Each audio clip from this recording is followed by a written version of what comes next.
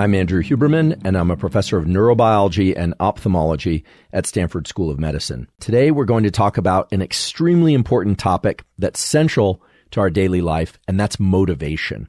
We're going to talk about pleasure and reward. What underlies our sense of pleasure or reward? We're going to talk about addictions. As well, we're going to talk about the neurochemistry of drive and mindset. But for now, let's just talk about the neuroscience of motivation and reward, of pleasure and pain, because those are central to what we think of as emotions, whether or not we feel good, whether or not we feel we're on track in life, whether or not we feel we're falling behind. So motivation is fundamental to our daily life. It's what allows us to get out of bed in the morning. It's what allows us to pursue long-term goals or short-term goals. Motivation and the chemistry of motivation is tightly wound in with the neurochemistry of movement. In fact, the same single molecule, dopamine, is responsible for our sense of motivation and for movement. It's a fascinating molecule, and it lies at the center of so many great things in life, and it lies at the center of so many terrible aspects of life, namely addiction and certain forms of mental disease. So if ever there was a double-edged blade in the world of neuroscience, it's dopamine. There's a fundamental relationship between dopamine released in your brain and your desire to exert effort. And you can actually control the schedule of dopamine release, but it requires the appropriate knowledge. This is one of those cases where understanding the way the dopamine system works will allow you to leverage it to your benefit. Let's get a few basic facts on the table.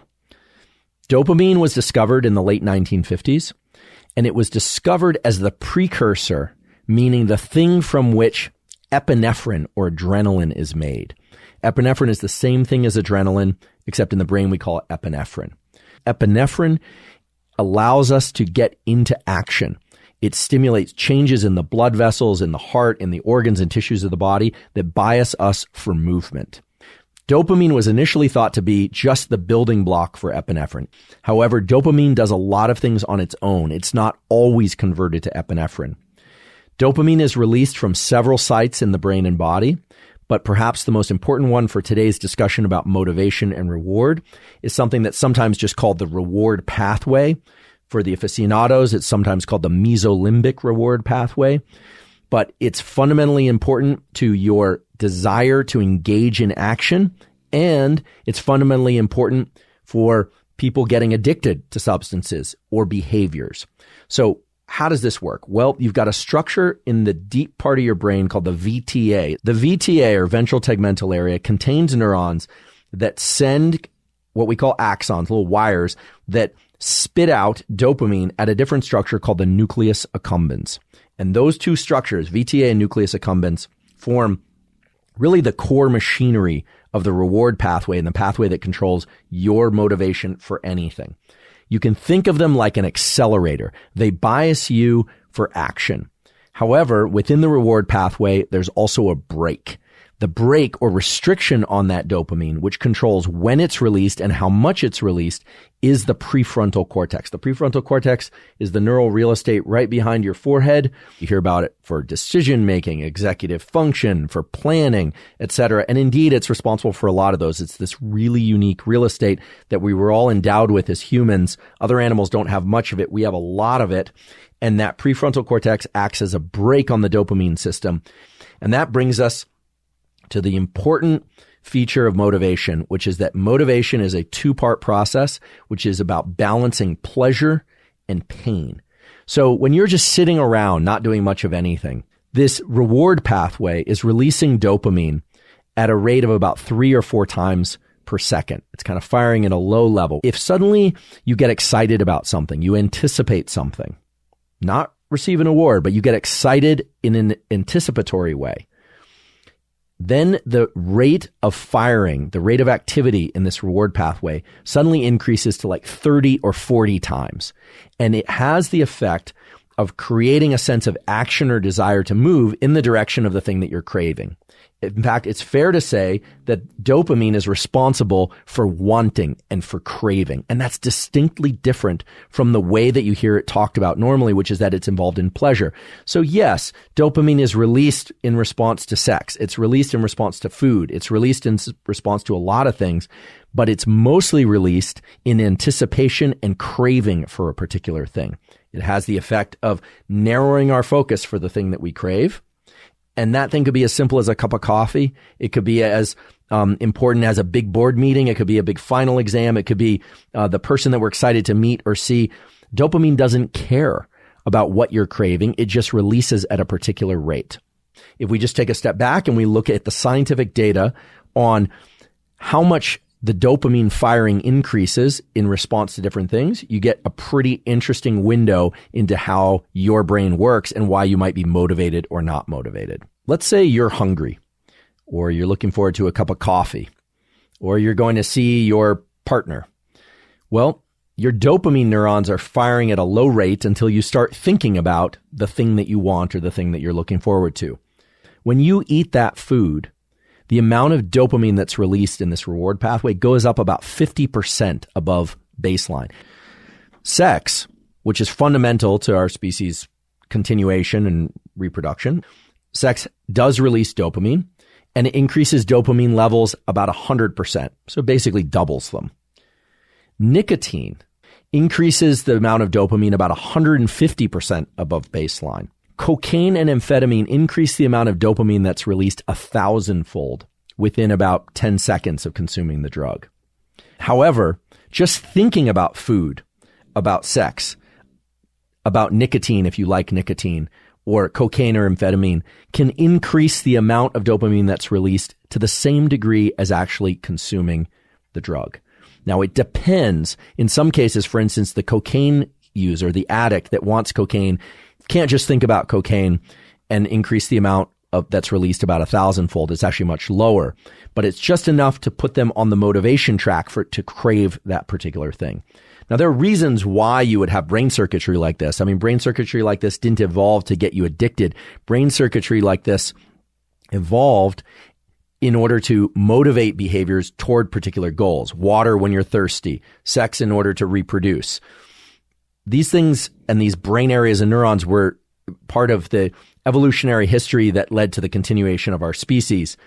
Things like cocaine and amphetamine are disastrous for most people because they release so much dopamine and they create these closed loops where people then only crave the particular thing, cocaine and amphetamine, that leads to those massive amounts of dopamine release. Most things don't release that level of dopamine. Now, nowadays, there's a ton of interest in social media and in video games. And there have been some measurements of the amount of dopamine released. Video games, especially video games that have a very high update speed, where there's novel territory all the time, novelty is a big stimulus of dopamine. Those can release dopamine somewhere between nicotine and cocaine. So very high levels of dopamine release. Social media is an interesting one because the amount of dopamine that's released in response to logging onto social media initially could be quite high, but it seems likely that there's a taper in the amount of dopamine, and yet people still get addicted. So why? Why is it that we can get addicted to things that fail to elicit the same massive amount of pleasure that they initially did?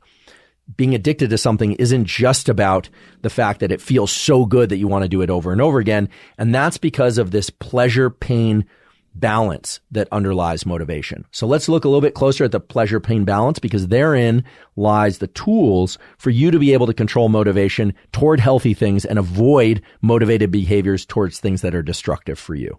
There are a lot of reasons why people try novel behaviors, whether or not those are drugs or whether or not those are adventure, thrill-seeking things, or, they take a new class. As you'll notice, I'm not placing any judgment or value on these different behaviors. Although I think it's fair to point out that for most people, addictive drugs like cocaine and amphetamine are very destructive.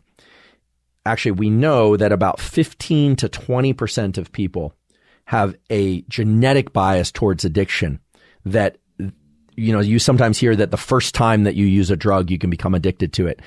That's actually not been shown to be true for most things and most people, but for some people that actually is true. But in any case, the way that addiction works and the way that motivation works generally in the non-addictive setting is that when you anticipate something, a little bit of dopamine is released. And then when you reach that thing, you engage in that thing, the amount of dopamine goes up even further. But as you repeatedly pursue a behavior and you repeatedly engage with a particular thing, let's say you love running or you love chocolate. As you eat a piece of chocolate, believe it or not, it tastes good.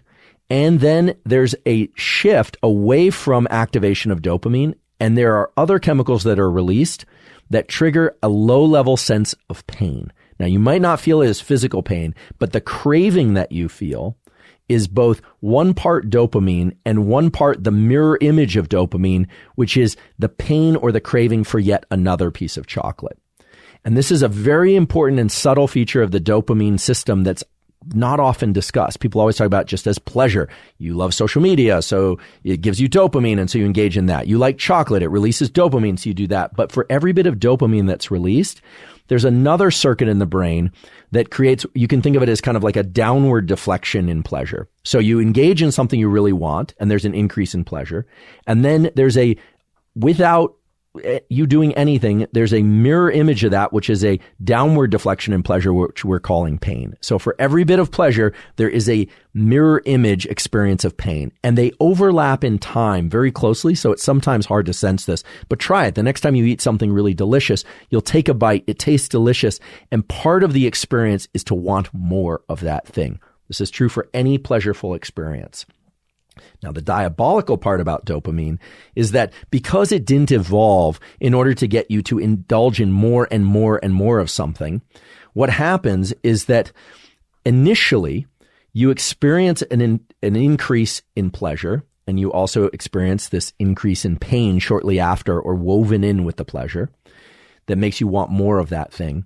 But with each subsequent time that you encounter that thing, the experience of dopamine release and pleasure is diminished a little bit.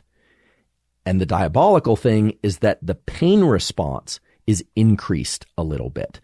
And this is best observed in the context of drug-seeking behavior. The first time someone decides to take cocaine or amphetamine, they will experience a huge dopamine release and they will feel likely very good. However, the next time they take it, it won't feel quite as good, and it won't feel even as good the third time or the next time. But the amount of pain, the amount of craving that they experience for the drug will increase over time. So much of our pursuit of pleasure is simply to reduce the pain of craving. So the next time you experience something you really like, I don't want to take you out of that experience, but it's really important that you notice this, that if there's something you really enjoy, part of that enjoyment is about the anticipation and wanting of more of that thing. And that's the pain system in action. And so we can distinguish between dopamine, which is really about pleasure, and dopamine, which is really about motivation to pursue more in order to relieve or exclude future pain. Let me repeat that. Dopamine isn't as much about pleasure as much as it is about motivation and desire to pursue more in order to reduce the amount of pain. And we are now talking about pain as a psychological pain and a craving, although people that miss a lover very badly, or that really crave a food very badly, or that are addicted to a drug and can't access it will experience that as a physical craving and a mental craving. The body and brain are linked in this way. It's almost, they'll describe it as painful. They yearn for it.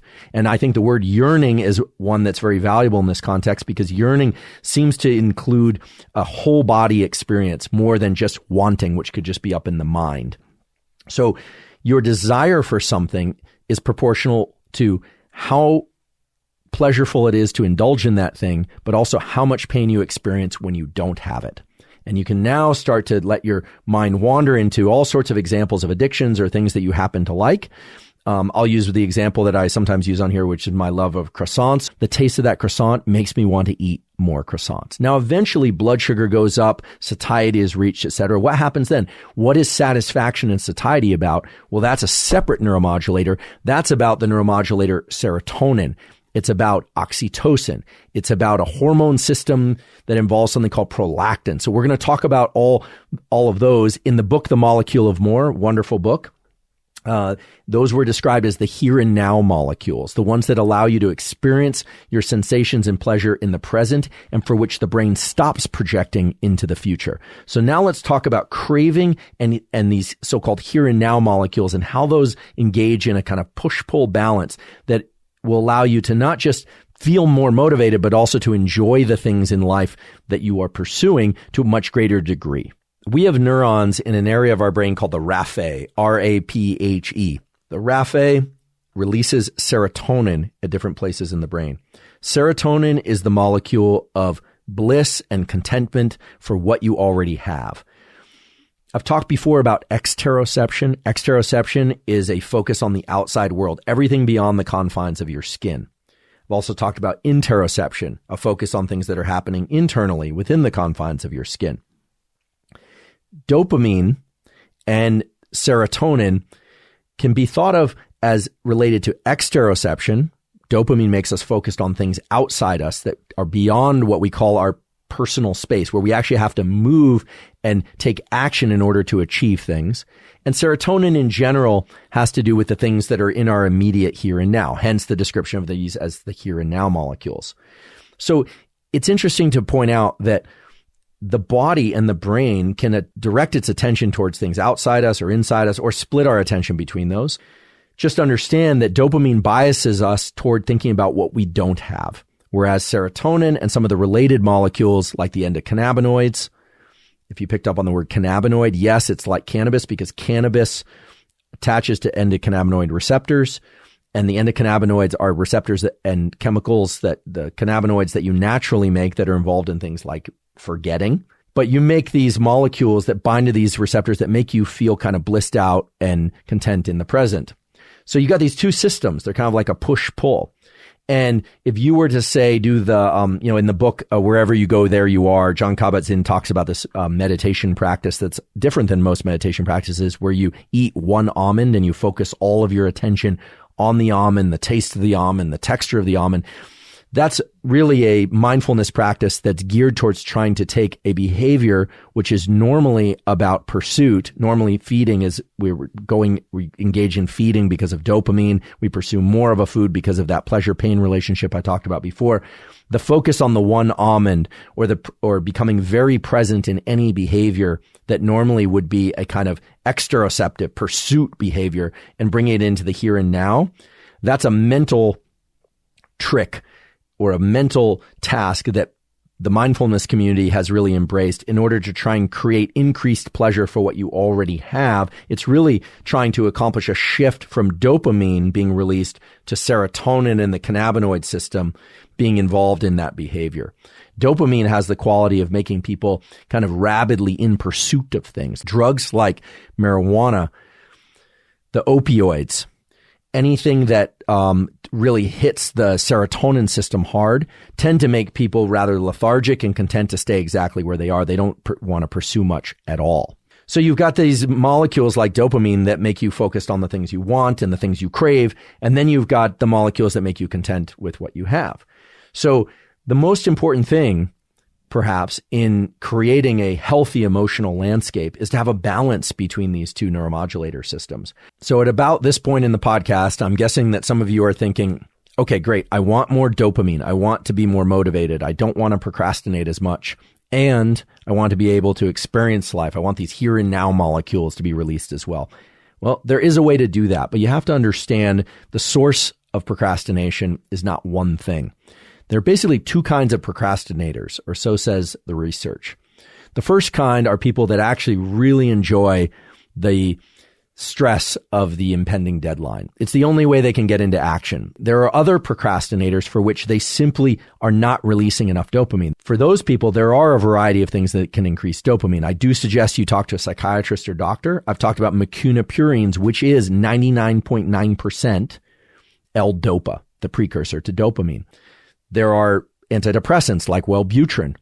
Bupropion is the other name for it, which increase dopamine and epinephrine.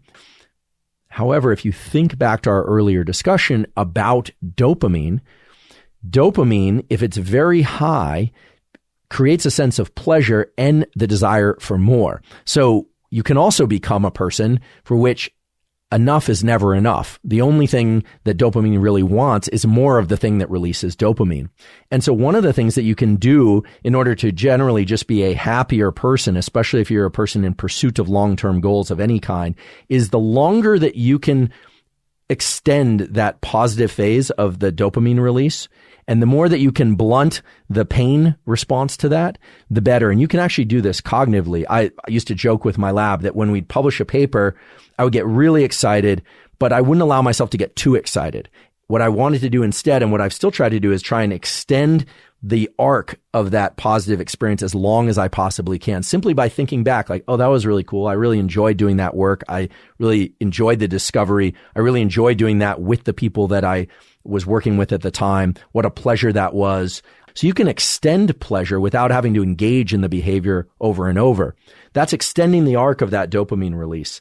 As well, it offsets some of the pain of not having that experience occur over and over and over again. Now, for the high performers out there, you're probably familiar with this. Many people who have a big achievement, their first thoughts are, well, now what? What am I going to do next? How am I ever going to exceed that? And indeed, many people who are very high on this kind of dopamine sensation and novelty seeking scale are prone to addiction. They're prone to the rabid pursuit of external goals, of exteroception, to the neglect of these internal mechanisms that allow them to feel calm and happy. So for people that are very driven, very motivated, adopting a practice of being able to engage in the here and now, the sort of almond type practices we talked about earlier, of learning how to achieve a really good night's sleep on a regular basis through tools and mechanisms I talked about in previous podcasts, gives a sort of balance to the pleasure seeking and offsetting of pain and the pleasure in the here and now. So pleasure is really two things. It's a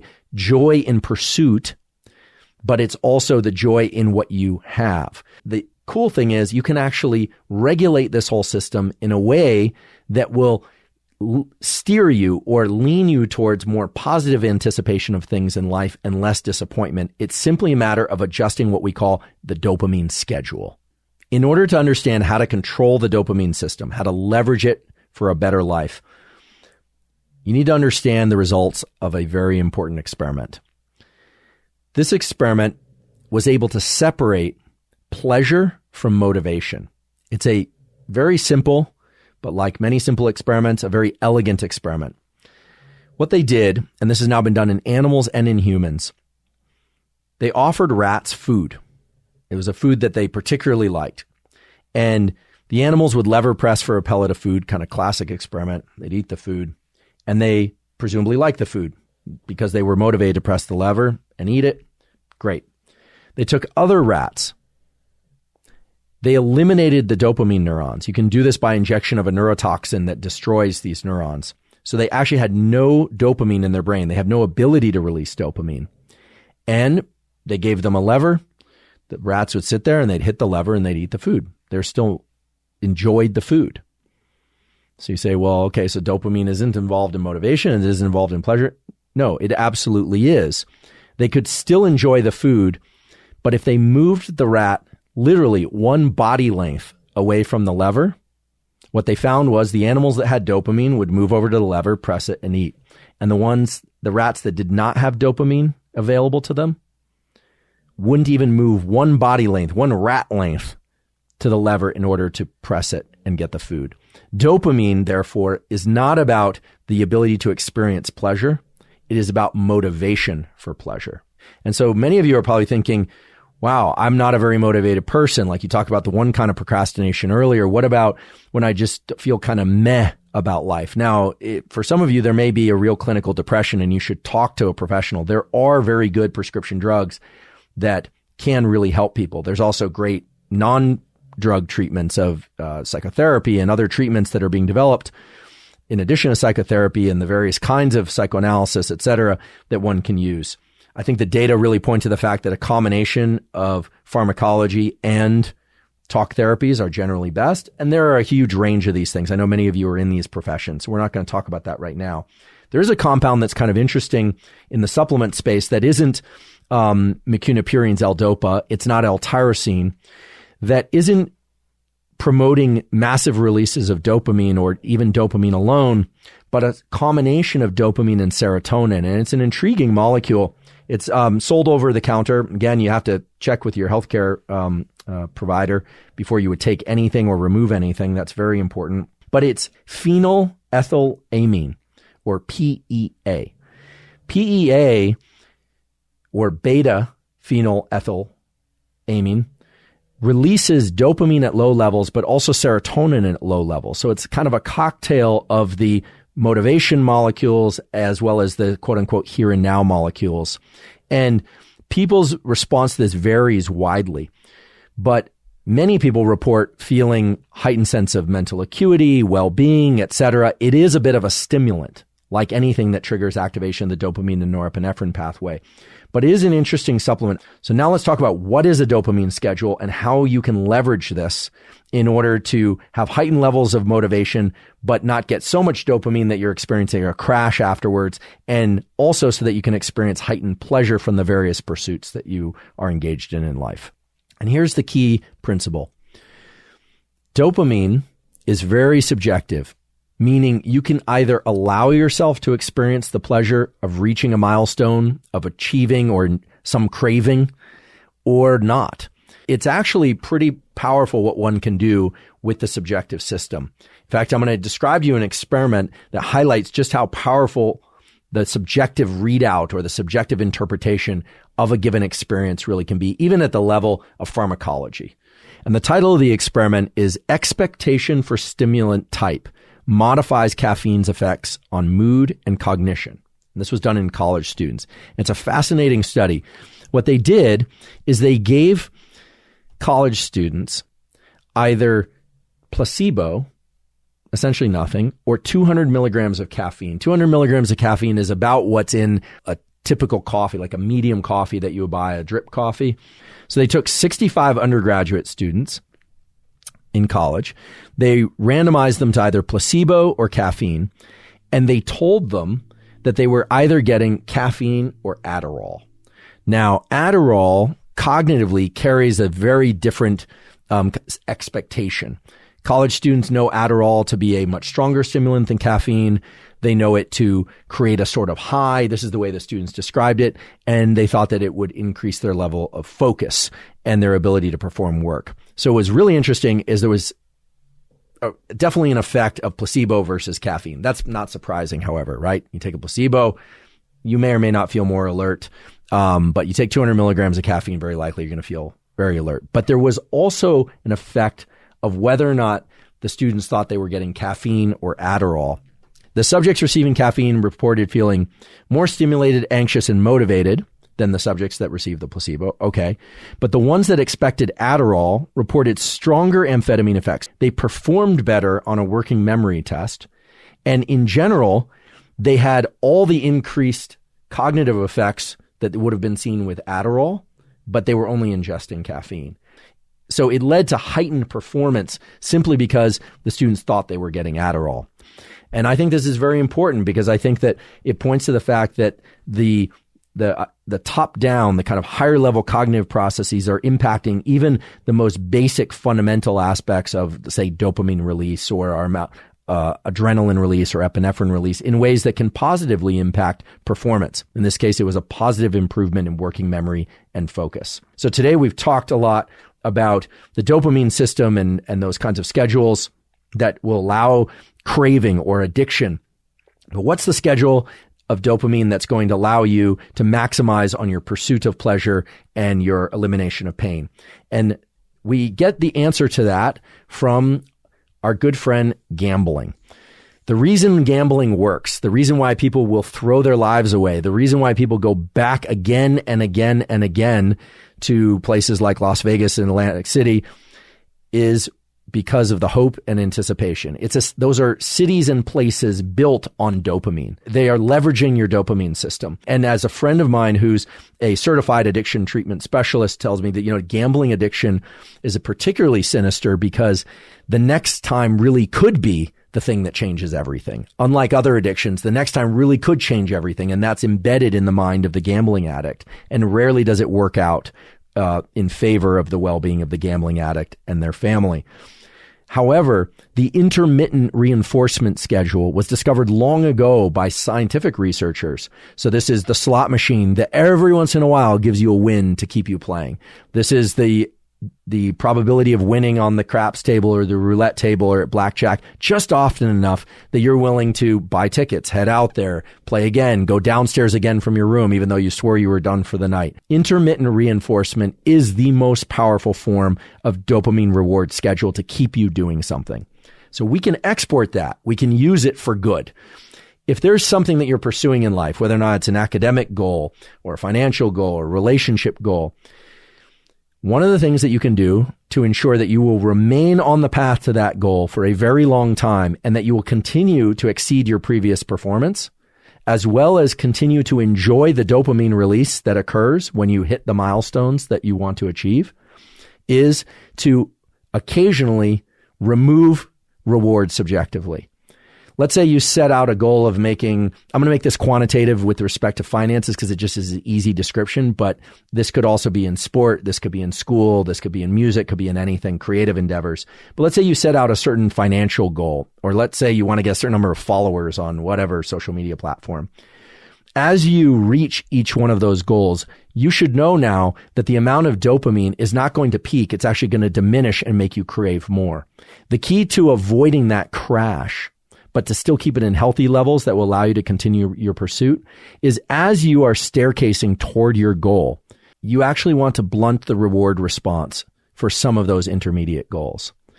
Now, I'm not telling you shouldn't celebrate your wins, but I'm telling you not to celebrate all of them. Or as a good friend of mine who recently, fortunately for him, had a great financial success, he asked me and somebody else, a good friend of mine who's very tuned into dopamine reward schedules, understands how they work at a really deep level. And he said, I don't know what to do next. And we said, oh, well, that's simple. You should just give most of it away. And this wasn't a ploy to receive any of the money ourselves. This was really about reducing the impact of that reward. Now, hopefully giving money away, if you already have enough of it, would be something that was rewarding in and of itself. But if you're a student who's pursuing goals in university, or you're an athlete who's pursuing goals, it actually makes sense from a rational perspective, once you understand these mechanisms, to hit a new high point of performance, or to get that A+, or for you, if it's an A-, etc., and to tell yourself, okay, that was good, but to actually actively blunt the reward, to not go and celebrate too intensely. Because in doing that, you keep your dopamine system in check, and you ensure that you're going to stay on the path of continued pursuit, not just for that thing, but for all things. Big increases in dopamine lead to big crashes in dopamine, and big increases in dopamine up the ante. So you can lift the what Las Vegas and Atlantic City and other gambling mechanisms and places have known for a long time. They lifted it from the scientists. You can now take it back and you can start to leverage that, and you just make it intermittent. You reward yourself not on a predictable schedule. So not every other time or every third time or every 10th time, but sometimes it's 3 in a row, then not at all for 10 days. So reward is important. Self-reward is critically important, but make sure that you're not doing it on such a predictable schedule that you burn out these dopamine circuits, or that you undercut your own ability to strive and achieve. Hopefully you now know far more about the dopamine system, reward, and motivation than you did at the beginning of this podcast. Hopefully you also understand the other side of dopamine and reward, which is pain and the balance of this pleasure-pain system, as well as the molecules that we call, or that were described in the Molecule of More book, I should say, as the here and now molecules, things like serotonin and the endocannabinoids. Finally, I want to thank you for your time and attention today. I hope you learned a lot, and that you learned a lot of possible tools that you could incorporate into your